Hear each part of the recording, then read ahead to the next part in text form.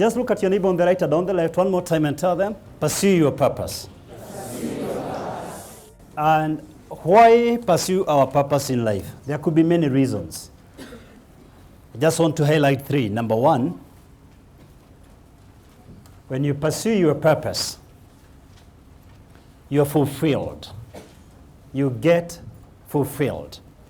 You align what you do with what you're wired for. You stop second-guessing life. You see, a lot of people hate Monday mornings primarily because they're up to something they do not like, but they have to do it because of bills and other ground realities. Friday evenings are like prison breaks. That's why Friday evenings have the highest number of road accidents the world over. If you find yourself looking up to Friday evenings or even looking forward to retirement, then you're surviving. You're not living your purpose. Why pursue your purpose? Number 2, you focus your efforts. You focus your efforts. You stop scattering your effort. If you find yourself the very first week of the year like this week, you are dealing with urgent issues and emergencies, then there is a problem. You see, when you know your purpose in life, then you recognize what's on purpose and what is off purpose for you. If I tell you this, if I give you a bow and an arrow and I tell you to shoot, the first question any logical person will ask me will be, where?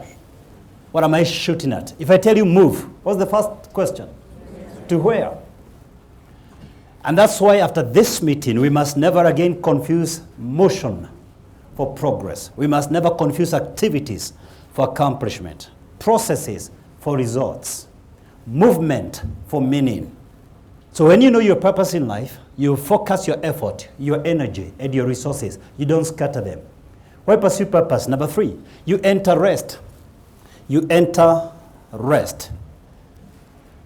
You align yourself with your master plan. What is rest? Let me just try to explain it in 2 ways.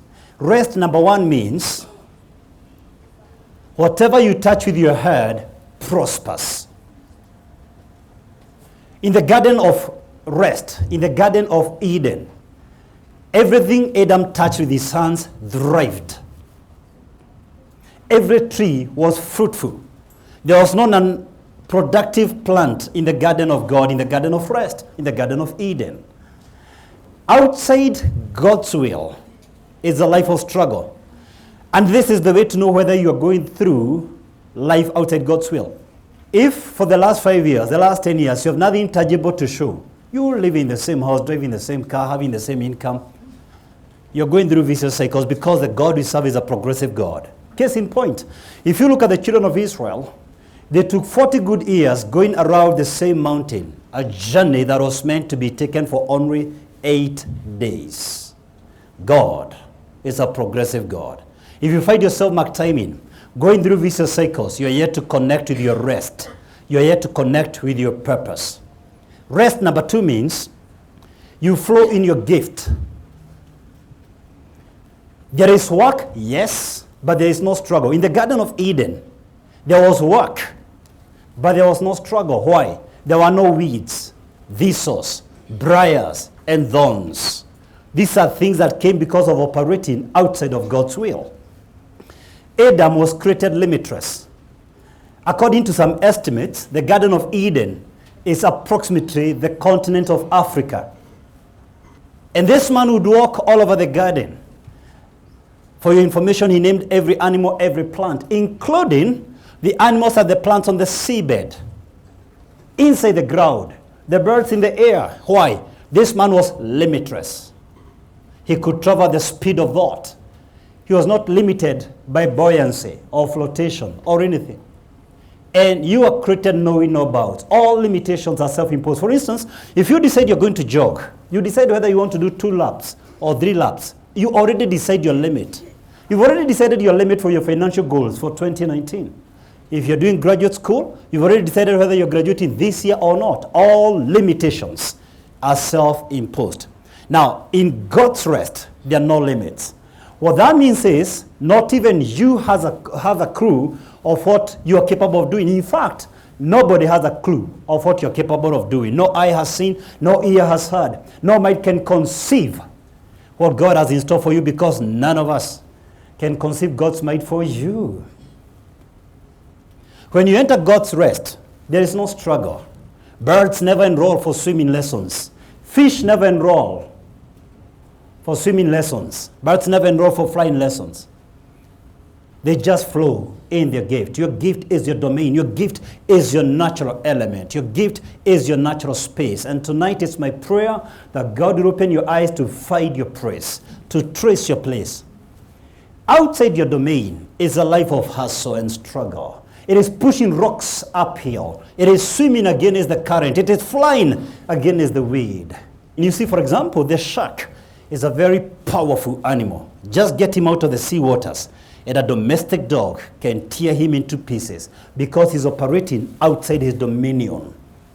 You are meant to operate in a place where you're not struggling. There is work, yes, but you're flowing in your gift. Your gift reveals your purpose.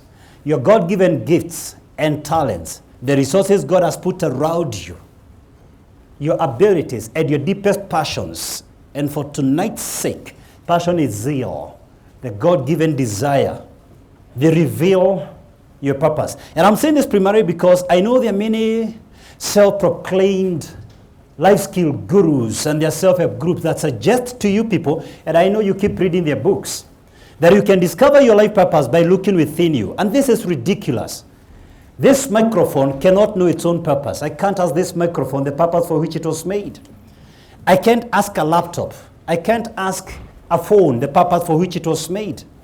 You can't look within you to discover the purpose for which you are made. If I truly want to know the purpose for this microphone, I've got to ask the maker, the designer of this microphone.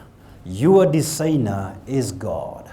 Only God knows your purpose. You can look within you to discover your purpose. Having said that, God has hidden this purpose in your gifts, in your talents. And remember the difference between the two. Both of them are given by God.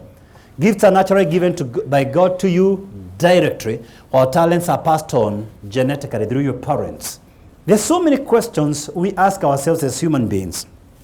And one question that brought you to this meeting tonight: what is my purpose? What is the reason for my existence? Every time I call people for this meeting, we get huge numbers. People are longing to know their purpose. But I know there are more questions than that, so I want us to pause and think about some 5 questions that we ask ourselves.